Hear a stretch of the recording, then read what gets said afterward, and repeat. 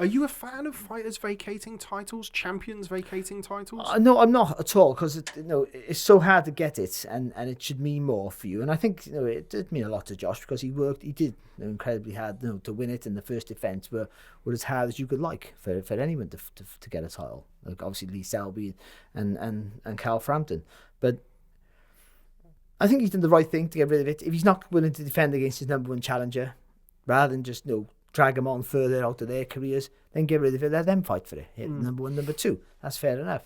I understand why he doesn't want to box Galahad. He's already beat him, though it was a close fight. But it wasn't a good fight to watch, and he doesn't want to go all round. He wants to go further on. But again, it's still a problem with the sport where Josh Warrington is not a superstar in world boxing. He's a star over here, and everyone knows. And he might be the premier featherweight in the world, but he's not a superstar as such. But yet, he's still bigger than the title, because the titles doesn't mean as much as he used to, because there's more of them, they're easier to obtain. It wasn't easy for him, but in generalising the whole sport, and that's the problem. Where and also being feather mandatory again, I sort of confused myself, but Galahad deserves his chance again. Of course, he's worked his way back up there with a good win, but it's not a fight we want, but it's a fight he should fight to keep the title. But if they won so many titles, he'd have to fight him. Couldn't defend or move up. I don't know. Getting rid of your titles it's a bit disappointing. And also, where's the big fight? He's a big fight. He's a fighter who needs to be in big fights. No, he's had the arena. He's filled that arena every time. He had that big fight against Frampton, which is a great fight, one of the best domestic fights there's been. To be honest, it was fantastic. And he's filled the stadium. Or half fill the stadium in Ellen Road in Leeds. So he needs to be in big fights, that big occasion. You haven't got the crowd, so he's big fight, big names. There's been talk about big names before around him. He's in a division where there's a couple of good names there, and he's boxing Mauricio Lara, so it's disappointing. Yeah, and you mentioned kind of his pulling power, and that's one of the reasons why we've not seen Josh Warrington box in a while. The fact that COVID has come on and taken away crowds, which is such a massive factor for somebody like Josh Warrington, who brings that Leeds audience along with him. Not having that as a potential carrot to dangle in front of a Gary Russell or a Kanzu, whatever happens with that fight, we could still see that fight, to bring them over and say, okay, well, you're going to have to travel, but you've got 30,000 Leeds fans, or 20,000 Leeds fans who are going to be paying, and there's obviously more money there, then that's, something that he's not got now to potentially get those big fights. But going back to what you said about the IBF mandatory situation, so I think it's very important, particularly in, I say modern boxing, but in the recent modern boxing, is the mandatory position is something that's kind of being abused now more and more regularly than it ever has been. Now, boxing is a lawless sport, as we all know, and there is a huge lack of structure in a lot of areas in the sport. And one of the few things that boxing still has is a mandatory challenger, and is a ranking system. It's one of the few, there's no league table in boxing that you can look at like you can in football and other sports. It's one of the few things, despite what you think of rankings, I'm very aware of, ranking titles and beating certain fighters and paying certain sanctioning fees will always give you a bit of a leg up in the ratings. But when it comes to the mandatory position, I mean, we've seen the WBA create regular belts, interim belts, super belts, gold belts. The WBC have got franchise champions, whereby if you're a big name in boxing, you don't really fancy boxing, you're mandatory, just apply to be franchise champion. You don't have to. Brilliant. Yeah. But one thing I will say, I'm personally, as a boxing fan, never really in favour of fighters vacating titles, but I would much rather Josh Warrington vacate his title if he doesn't want to box Kid Galahad as his mandatory than have this kind of franchisey, interim, regular nonsense. Yeah. It is, despite what you think about it, it is an example of the sport kind of working. Well, this interim thing was a good idea when it first came out, because it wasn't a good idea, because that should just have been another eliminator where you wait to box for the champion, the title. But it was if the champion can't fight due to injury or other unforeseen circumstances, then he didn't deserve to lose his title, to be stripped of his title. So they would have an interim title fight to keep those top two contenders busy, and they fight. They're the interim champion, and if the champion gets fit and well, then you fight him for his title, and if he doesn't, then you become the genuine champion. You get crowned a champion, not in the ring. They happened to Alex Arthur. Devin Haney sort of had that as well. So they've won the title, but they didn't actually beat the champion, and they didn't win the title in the ring, but they did sort of. They beat the next available top challenger, and then but now they have an interim title champions boxing the same night as the regular champion. Yeah, you see like people like interim defending an interim belt. Like, yeah, that's right. Yeah, how many belts can you have? And does it bring more money to the sport? I can't see it. I think it just dilutes everything in many ways. But yeah, in that way. But systems are good. It's how you get to number one. Sometimes the problem you can manipulate the system by boxing for the international titles against journeymen and getting the top 10 in the world, and that's an issue there. But yeah, Josh Warrington is back to Josh Warrington. That was the real focus. He is a guy who is, his ability in the ring is matched by his support outside, and so he's a big player for that, and I think that's it. And that's obviously his pulling power financially as well. Cause I imagine the crowd, the gate there probably goes a lot of way to helping with his wages, but so he's been probably a bigger victim than most in the pandemic, certainly in the UK. But it's good to see him back. He's a good fighter, and again, he's a guy who needs to be sort of busy. I think he's that sort of fighter. I don't think he'll go off the rails, but the way he fights, I think, the way he fights, he's so committed, and every time he boxes that, I don't think he's going to have a massively long career. He doesn't take damage, but I think the way he fights, I don't think his career is going to be really long. But so he needs to capitalise now. And he has been busy, and you mentioned there kind of his style as well. He's an all-action style. Yeah. And, this is now his longest period of time out of the ring, and he's also boxing, a less than stellar opponent on the back of boxing Sofiane Takouche, who is also a less than stellar opponent in his last fight.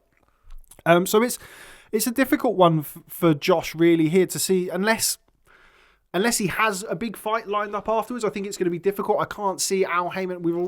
We've seen Kid Galahad is apparently signed with PBC or is going that way with PBC. If he wins the vacant title, I think they're going to make that Jazza Dickens fight for the vacant IBF title. If he wins that, then he can go and unify with a Gary Russell. The Kanzu fight can still be made for him. It's a difficult one because you're kind of going to be reliant on Gary Russell or, in that case, Al Heyman, offering Josh Warrington, who's now a recently deposed or recently vacated champion, a route back in, and by association offering Eddie Hearn a route back into the featherweight landscape when you don't really need to. So I think it very much is a risk. Going back to what we were saying about the mandatory situation, I think it's not very helpful that depending on the situation, depending on the fighter, depending on what fight we really want to see, I feel like the mandatory position is kind of viewed differently by fans and promoters and fighters depending on who's in the mandatory and who's the champion and what fights. And I think that is just as unhelpful as anything, because you have a promoter that in one vein, the mandatory, we must have our mandatory challenger, we must have our mandatory shot, and in the other vein, he's got a champion who doesn't want to box in mandatory, and now you're applying for franchise this and other routes and potentially going for unifications and keeping mandatories at arm's length. So I think, as I say, I think recently the kind of the mandatory position has become less and less powerful in the sport. Whatever you think of the IBF, and we've seen some dreadful mandatory challenges over the years from not just the IBF, not digging them out exclusively, but we have seen some terrible ones from them over the years. Say what you want about them. If you're a champion and you get ordered to box your mandatory, you have two options. You can fight him or you can vacate, which is what I think, whether you like it or not, should be the way across all of the sport. So obviously the Galahad thing is a commercial decision. That's what it is, because it's not for Sky, which I guess it'll go on. It's not a fan friendly fight to watch. So the first one wasn't. The second one might be. But the first, if you go by the first one, it wasn't the greatest of watches. And how much do they, without the crowd, how much do they get paid for it? That's probably what they say. Obviously, you're saying to Warrington, who's getting X amount. Well, you're not going to get that now because we haven't got no crowds. But you still got that really horrible, style like Galahad, and he might beat you potentially. Now you could do a better job on him, but he might beat you this time. And like some people thought you won the first one, and it was and you couldn't argue with that. I don't think so. Let's move on to the thing. But now, again, it's a risk. It's a risk, like you said, it's a risk because like if Navarrete wants to box Gary Russell Jr., I can't see that happening, but. They'll go separate routes because ESPN and Bob want to go one route and BBC go the other route. And again, Galahad could be the one who, or Jazza Dickens could be the ones who benefit more than Warrington. That would be a pity. But I think Warrington can move up in weight. Yeah, it wouldn't surprise me to see him move up in weight. But again, to fight who, and considering that you've just been champion at 126 pounds, he had established himself.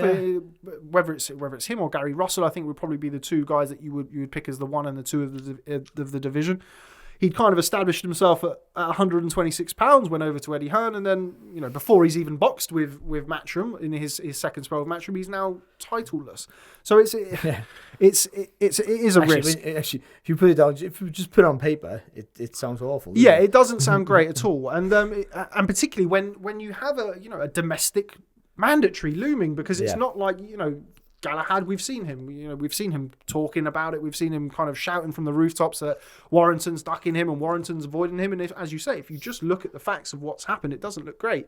I know Eddie has spoken quite openly about, again, the political kind of minefield that is boxing. And you've got Leo Santa Cruz, who holds the WBA super featherweight title, the super version of the featherweight title. He's, of course, at 130 pounds, just got stopped by Gervonta Davis, so he's not apparently going to box back at 126 pounds again. But Kanzu, who held the WBA regular title, the IBF wouldn't sanction Warrington versus Kanzu as a unification because Kanzu didn't hold the super title, which is why he then had to box Galahad as his mandatory or vacate. So in Eddie's opinion, and it's an opinion that's shared by several other people that I've seen, Al Heyman is holding on to that WBA super title for the fun of it. It was just to stop that fight, just to stop the unification. And that's, again, it's you've lost me. Again, that's the thing. It's the chess. It's the chess game of boxing outside the ring. I don't know what to say. I stopped listening this week. I've stopped listening. It's because all we do is slag the sport off, because I love it. I'd be so frustrated because things like this, like I can't understand. I can't make a head or tail of it, and I watch boxing, and I'm in boxing, and you're working on a day to day. So how do you sell that to people who are just armchair fans or like to watch a bit of boxing now and again? Am I watching a world title fight here? Well, technically, maybe. Let me just check my book. And that's the thing, though. Boxing bollocks. You've mentioned it today, and it's something that you've mentioned in the past. That's when you dilute the sport, because as a pure casual fan, one thing that you can recognise is a champion. And you know, Thomas Hauser, who's a big friend of Boxing Social, we speak to him fairly regularly. He said, you know, if every 4 years when the World Cup was on, you had a winner of the World Cup, but then you had a regular winner and an interim winner and a super winner of the World Cup, you got 4 world champions. You couldn't have 4 winners of the Premier League every year.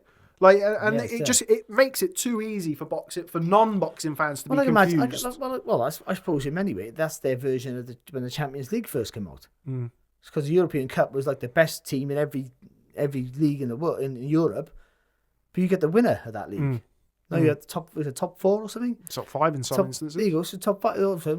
And then I understand because they're some of the best teams in certain leagues, but that's how it used to be. But obviously, commercially, it's better off having all those teams playing regularly and more teams, more money playing, and I understand that.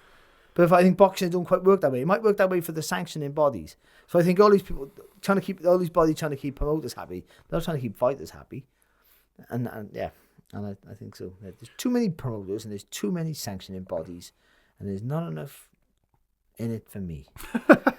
that's literally like that's every boxing person, isn't it? There's too much over there, too much over here, but there's not enough in it for me.